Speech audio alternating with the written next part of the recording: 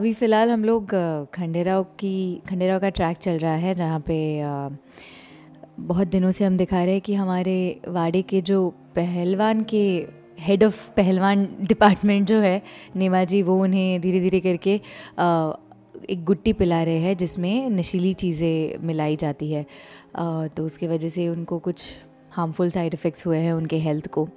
तो उसी को लेकर now he is a little under confident कि मुहिम पे जाना है, तलवार उठा नहीं पा रहे हैं, सोचने की क्षमता भी उनकी थोड़ी सी डगमगा चुकी है। तो फ़िलहाल हम लोग वो शूट कर रहे हैं।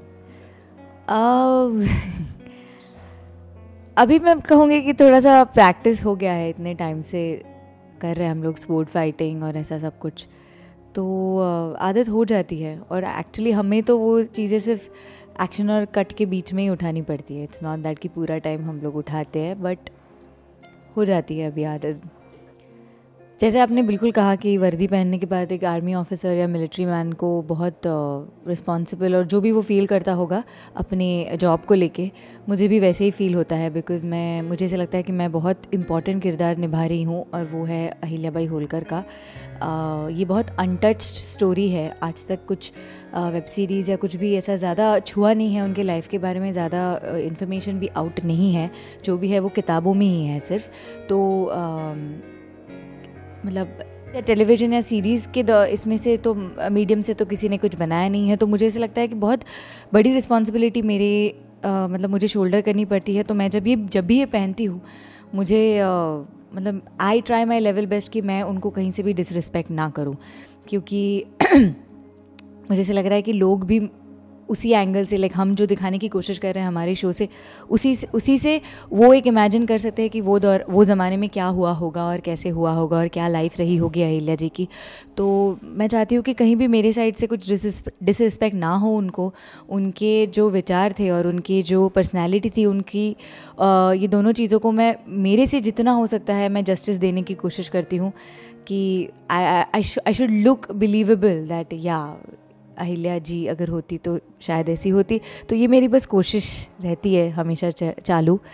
अभी कितनी सक्सेसफुल हूँ इस चीज़ में, ये तो आप ही बता सकते। मुझे ऐसा लगता है कि उनके बारे में ना छूट गया कहीं ना कहीं, क्योंकि हम फ्रीडम फाइटर्स के बारे में बात करते हैं, जो वो ज़माने में जो रेवोल्यूशनरीज थे, जिन्होंने बाकी के फॉरेन इन्वेजन्स जो हुए उनको हिंदुस्तान से बाहर भगाने के लिए जितनी भी कदम उठाए और जितनी मेहनत की उन्होंने, उनके बारे में तो हम बहुत बात करते हैं। लेकिन अहिल्याबाई के बारे में हमारी इतनी डिस्कशन या इतना फेम नहीं मिला है उन्हें, ऐसे मैं बोलूँगी, क्योंकि चर्चित नहीं है ज़्यादा वो। आई विल से कि उन्होंने शी वॉज नॉट, मतलब she is a fighter by nature, but उन्होंने हमारे कॉन्स्टिट्यूशन के लिए बहुत कुछ किया है और हमें उन्हें याद ज़रूर करना चाहिए। क्योंकि रही बात टैक्सेशन की, तो हमारी टैक्सेशन की शुरुआत उनसे हुई। जितने भी शिव भक्त हैं वो सब ये मानेंगे कि ज्योतिर्लिंग जितने भी बनाए वो सब अहिल्या जी ने बनाए। तो बहुत सारी इम्पॉर्टेंट चीज़ें जो अभी भी हम उनका व्हाट डू यू से कि उनके प्रेजेंस में हम अभी जी रहे हैं, जैसे टैक्स सिस्टम हुआ या अभी भी यात्रा पे जाते हैं लोग, वो शायद मतलब उनके कारण ही वो स्टार्ट हुआ। तो हमें not really कि she was a very deserving ruler or all the greatness that she carried, not just that, we should also think कि उनके बहुत स्मार्ट माइंड के वजह से हमें आज कितनी सारी बदलाव आया है सोसाइटी में और कॉन्स्टिट्यूशन में भी।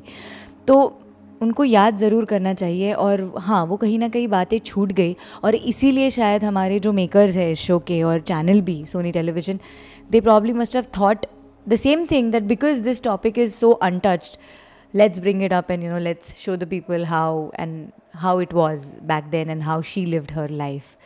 So yeah.